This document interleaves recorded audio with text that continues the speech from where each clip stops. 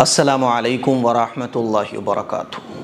کبھی آپ قبرستان جائیے، قبرستان میں آپ جائیں گے نا تو آپ کو ایک سناٹا نظر آئے گا، ایک آپ کو دہشت سی لگے گی۔ اور رات کو تو آپ اکیلے جا ہی نہیں سکتے ہو، رات کو تو اکیلے جانے سے لوگ ڈرتے ہیں، دن میں بھی لوگ اکیلے نہیں جاتے ہیں، ساتھ میں کسی کو لے کر جاتے ہیں، کیونکہ وہاں وحشت ہوتی ہے، تھوڑا سا ڈر لگتا ہے۔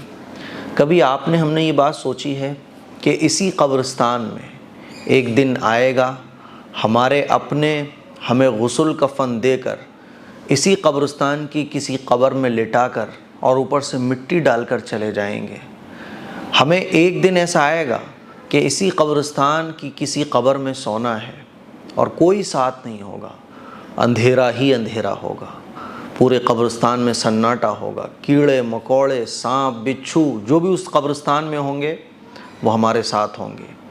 کوئی ہمارا کتنا ہی ہم سے محبت کرنے والا ہو وہ ہمارے ساتھ نہیں ہوگا۔ میرے عزیز بھائیوں، میری بہنوں، یہ ایک کڑوا سچ ہے۔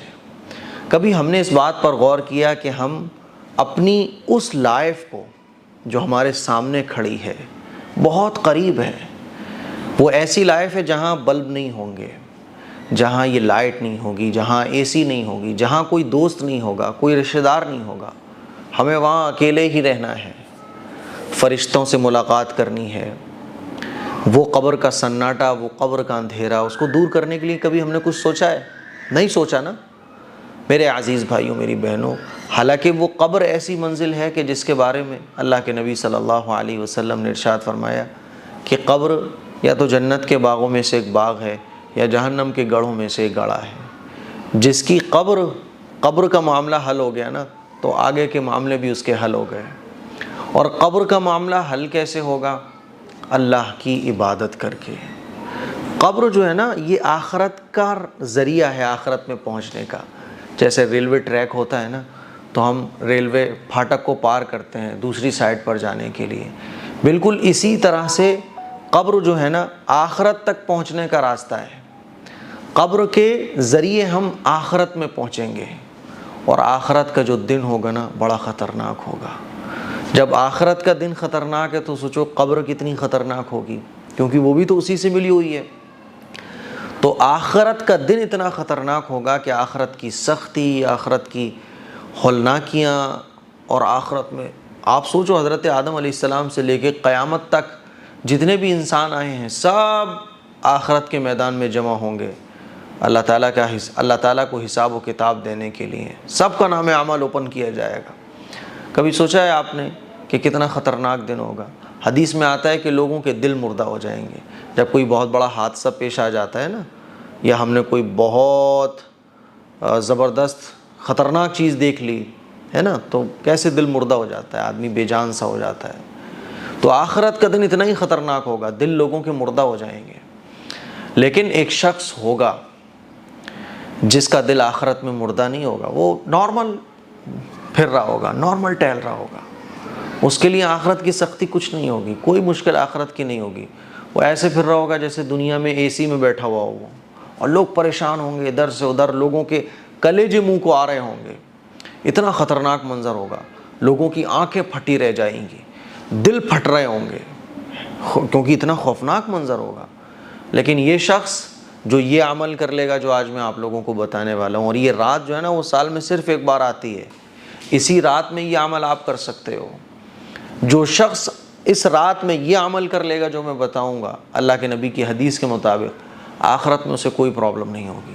میرے عزیز بھائیوں، اپنی قبر کو، اپنی آخرت کو آسان بناؤ۔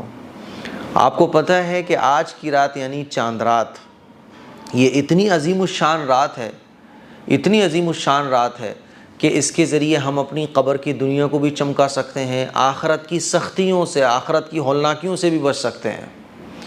اللہ کے نبی صلی اللہ علیہ وسلم نے ارشاد فرمایا، میں پہلی حدیث آپ لوگوں کو سنانا چاہتا ہوں۔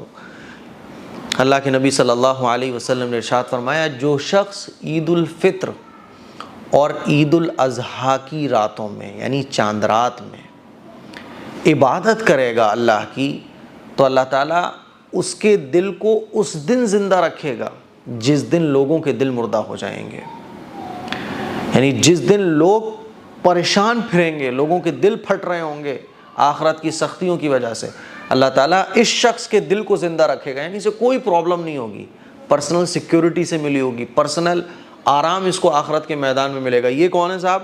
یہ اللہ کے اسپیشل گیسٹ ہیں، اسپیشل سروسز ان کو مل رہی ہیں۔ کون ہے یہ وہ لوگ ہیں جنہوں نے عید الاضحیٰ اور عید الفطر کی راتوں میں اللہ کے سامنے کھڑے ہو کر عبادت کی نیت سے قیام کیا تھا۔ اللہ کے نبی نے ارشاد فرمایا کہ ان لوگوں کے دل اس دن زندہ رہیں گے جس دن لوگوں کے دل مردہ ہو جائیں گے۔ میرے عزیز بھائیوں، آج کی رات آپ کیا کرنے والے ہو مجھے پتہ ہے۔ 99.9% مسلمان کیا کرتے ہیں؟ پورے رات بازار بھرے چلتے ہیں، خواتین گھر کی صفائیاں کر رہی ہوتی ہیں، مرد حضرات اور ادھر سے ادھر سامان لانے میں لگے ہوتے ہیں۔ چند رکعات نفل نماز پڑھنے کی بھی ہمیں توفیق نہیں ملتی، بلکہ یوں کہو کہ عشاء بھی گول کر جاتے ہیں، بعض لوگ تو فجر بھی گول کر جاتے ہیں۔ تو کتنے افسوس کی بات ہے کہ اس رات کو لیلۃ الجائزہ کہا گیا، انعام کی رات، اور اس رات کو ہم گناہوں میں گزار دیتے ہیں۔ ایک اور حدیث سنیے گا، اللہ کے نبی صلی اللہ علیہ وسلم نے ارشاد فرمایا، جو شخص 5 راتیں عبادت کرے اس کے لیے جنت واجب ہو جاتی ہے۔ وہ راتیں کون کون سی ہیں؟ یہ ہیں 8 ذی الحجہ جو کہ گزر چکی ہے، 9 ذی الحجہ جو گزر گئی، اور 10 ذی الحجہ اور عید الفطر۔ 10 ذی الحجہ یعنی آج چاند رات کی رات، اور عید الفطر کی رات، اور 15 شعبان کی رات یعنی شب برات۔ تو یہ 5 راتیں ہیں جس میں جاگ کر ایک مسلمان اگر عبادت کر لے تو اتنا بڑا اجر اور ثواب اس کو مل رہا ہے۔ میرے عزیز بھائیوں، میری بہنوں، میری آپ لوگوں سے گزارش صرف اتنی ہے کہ آج کی رات جاگ کر عبادت ضرور کیجیے گا تاکہ قبر کی اور آخرت کی منزلیں ہمارے لیے آسان ہو جائیں۔ السلام علیکم ورحمۃ اللہ وبرکاتہ۔